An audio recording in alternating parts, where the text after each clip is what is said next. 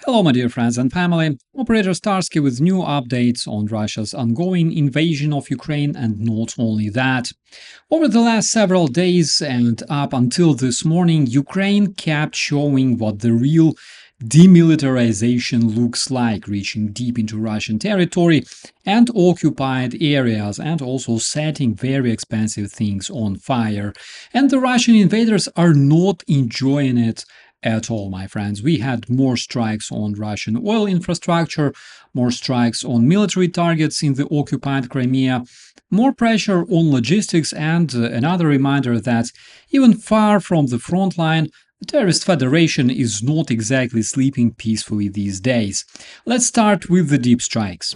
On March 31st, Ukrainian drones hit Ust-Luga again, and reports showed that this was already the fifth strike in 10 days.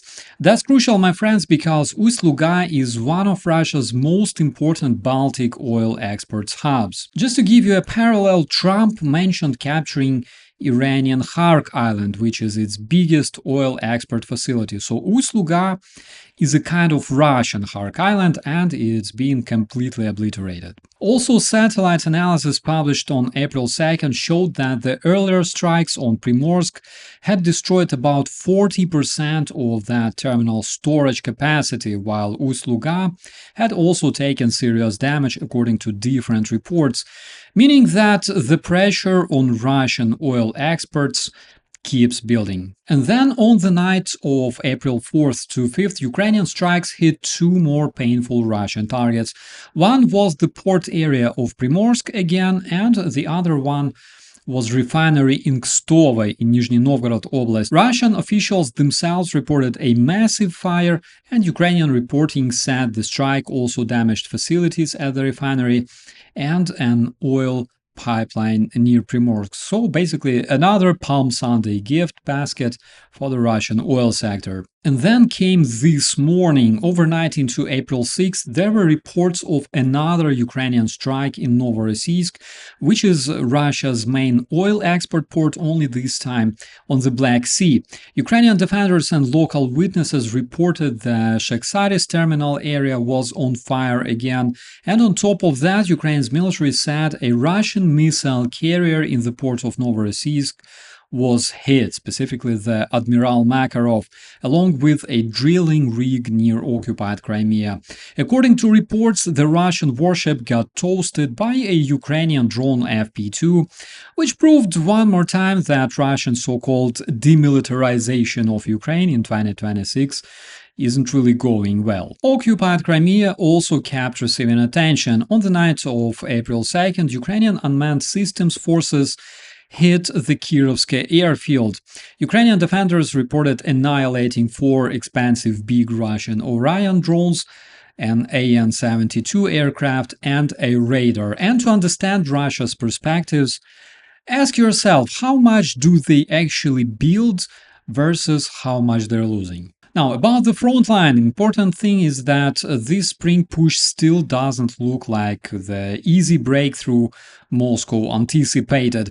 The heaviest pressure remains around the broader Pokrovsk area, and there is also Russian activity around Gulai-Pole and in the Kupyansk direction. At the same time, Ukrainian counterattacks in the southeast have been creating problems for the Russian plans and forcing them to spread resources across wider area. Ukraine's top command reported that since late January, Ukraine had regained control over territory in the east and southeast, while Russian efforts around Pokrovsk are being disrupted and their wider spring offensive is failing dramatically. So the frontline picture, as I see it, is that the Russian terrorists still have the ability to create pressure, especially with their artillery glide bombs and their recently introduced cavalry charges, of course, but they are not turning that pressure into some dramatic operational success. They are still advancing in some sectors, especially around Pokrovsk, but much more slowly than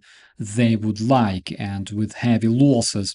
Ukrainian defense remains stressed, but it's not broken, and what's more important is that Ukrainian commanders seem to be making life much harder for the Russian invaders, not only at the line itself, but also behind it against logistics, fuel, ports, and launch infrastructure.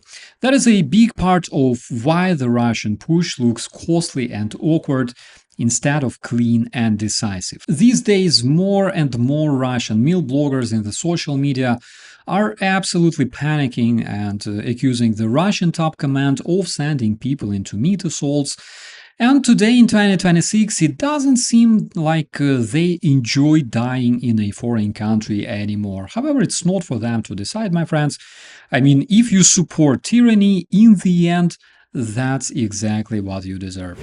And a few words on military tech, because this part is also very important. Ukraine is still moving fast in interceptor drones and cheaper air defense ideas, and there were rumors that Ukrainian company Firepoint is working with European partners on something really cool, which is a lower cost air defense concept aimed at intercepting ballistic threats and doing it much more cheaply than current systems like Patriot. And even though this project is not for tomorrow morning, but it tells you something very important. Ukraine is building systems that other countries now want to study very closely. That includes the Middle East as well, where President Zelensky has been pushing security cooperation. So while some allies are sending Kyiv signals to ease attacks on Russian oil infrastructure because it makes Putin upset, Ukraine is also showing that its battlefield experience is becoming a serious exportable military skill. And politically, the situation is still very messy. Peace efforts are stalled, what a surprise. And Reuters reported that the US envoys Steve Witkoff and Jared Kushner could actually visit Kyiv later in April after Orthodox Easter. We will see what it produces, but for now the war is still being decided, first of all, by production, logistics, air defense, drones, and traditionally Ukrainian resilience. And right now Ukraine is clearly still finding ways to hurt the Russian invaders in places they really don't like to be hurt. So to sum it up, over these last days Ukraine kept hitting Russian oil infrastructure from Baltic all the way to Novorossiysk. Ukraine kept striking military targets in the occupied Crimea and kept making the Russian war machine pay for every extra kilometer it tries to squeeze out on the front line. The situation at the front is still difficult, especially in the east, but the Russian terrorists still don't have any significant breakthrough. I'm not sure if we will ever see Putin calling journalists again to visit the front lines, apparently because he's scared that they will be stumbling upon the remains of the unstoppable Russian soldiers and their horses. And behind all that, Ukrainian drone warfare and air defense innovation keep moving forward, which is one of the biggest reasons the Terrorist Federation is having such a beautiful start to April. With that, my dear friends and family, I wish you all a beautiful day. Don't forget to subscribe to stay informed about the most important updates and share this content to help Ukraine be heard. I'll see you in the commentaries. I'm Operator Starsky. As always, be safe. Subscribe to UATV English and stay updated on the most important events, top news from Ukraine and all over the world, in-depth analysis, exclusive reports and interviews, all on hand in our channel. Join our community of viewers and stay tuned.